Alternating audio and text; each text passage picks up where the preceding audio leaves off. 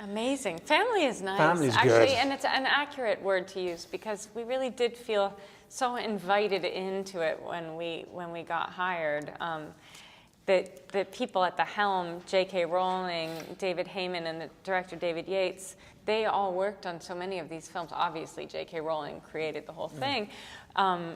And so it did feel, it was like getting, marrying into a very lovely family. It was very, Same for you? Exactly the same. No, it was this amazing thing by which, because those people had worked on all the Potter films, there was this comfort. They were so sort of comfortable in each other's company, and they welcomed us in, and it felt like there was a freshness of our being given the freedom to do whatever we want, but at the same point there was this kind of great familiarity. And there was a buzz and excitement around too, because they were all getting to go back to that world too that they loved so much. Yeah. And a lot of the crew as well had worked on those other films, so it was a really great energy on set.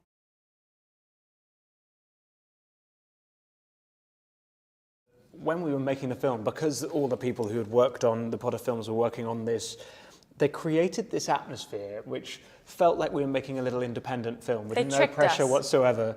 And it was only afterwards when we started meeting journalists that they're like, how does the pressure feel? And we start just sort of gently of course, sweating. The pressure. I hadn't thought about the pressure. Yeah. I liked to, I mean, I was probably just some kind of trick of the mind to keep myself from freaking out, but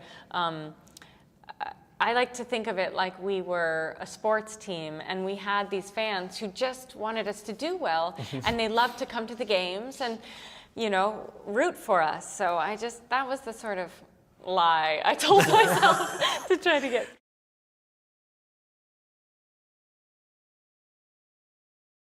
So it's all of the wonder and the magic and the heart of the Harry Potter films, but set in the 1920s. So my character went to Hogwarts, but has come over to America at the beginning of the film, and through a very serious events, some of his beasts begin to escape, and that sets into motion a sort of insight into a much bigger thing going on in the wizarding world. So it's many of the familiar things, but taken to the other side of the pond, and at 70 years beforehand. Does that make sense?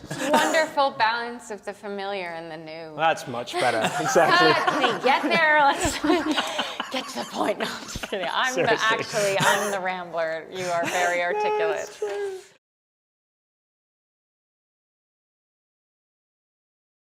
It's a real mouthful, and she's as complicated as her name.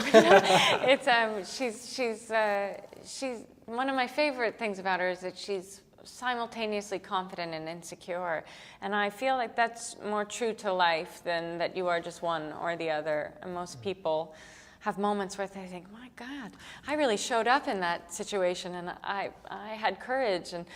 And then the next day, what went wrong today? Did I get out of bed the wrong side? I feel so scared of life. And she has that sort of mixture going all the time, and I love that about her. And I also love, when I first read the script, I really loved her journey. That at the beginning, she's really uneducated about fantastical beasts and is. Maybe even a little bigoted, judgmental of what she doesn't fully understand, and through the process of being exposed to them and seeing what they are through Eddie's eyes, she comes to a greater understanding, and I loved that journey and that growth.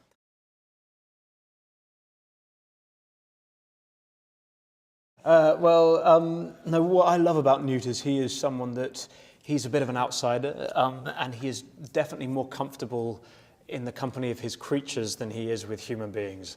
And he's quite, I think, a lonely figure, but quite content in himself. But throughout the film, through meeting Catherine's character and Queenie and Jacob, he begins to kind of emerge and find himself, really.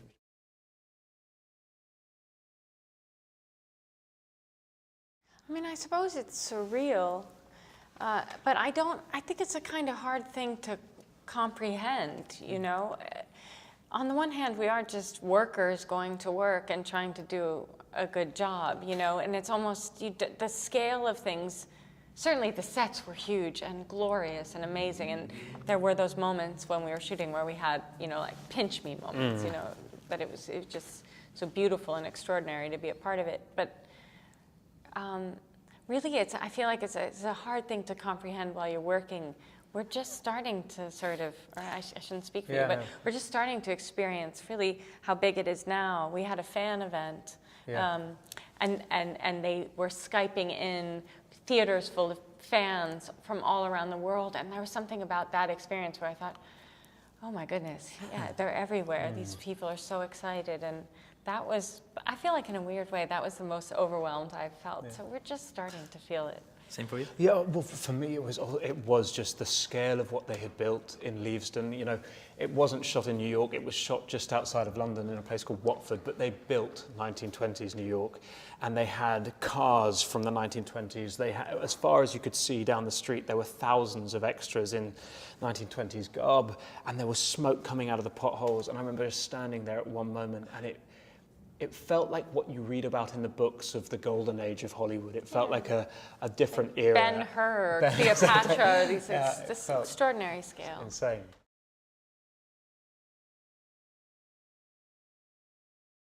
The mating dance, when I read the script, there was this moment, it was just 2 words. It said, now Newt does mating dance. And I was like, oh, it's easy for you to write, J.K. Rowling. Not so easy Slightly to more do. complicated to pull off. So I went and worked with a dancer, a choreographer, and we spent a long time looking on YouTube for weird birds doing mating calls and all this sort of stuff. And we filmed some very humiliatingly embarrassing attempts by me to do mating dances that if they ever get out there into the world, could probably end my career.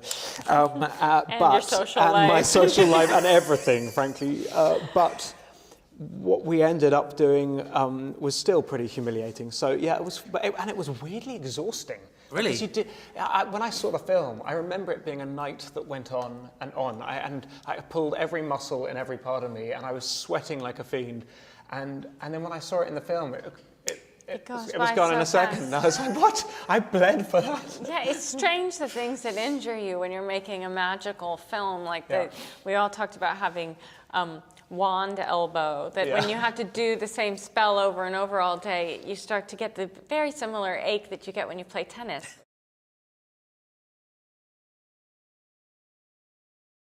We basically went and watched lots of the Harry Potter guys and just outright stole robbed their them. best bits. So I remember stealing a bit from Emma, in which she did a little turn as she was obliviating.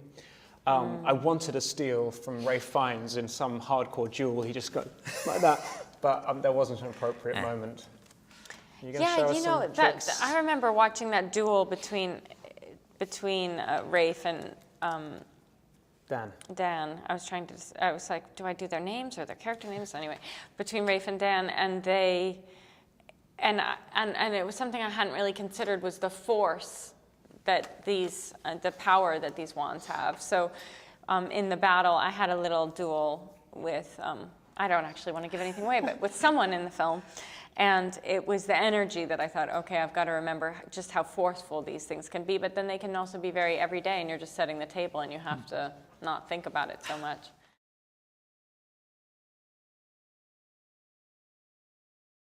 You know, what's interesting as an actor is that Catherine and I have both been acting for 10, 12 About years. 95. Yeah, 76 years. Yes, yeah. And we both started in theatre, and you do a lot of theatre, and then if you're lucky enough to get into film, you have a break.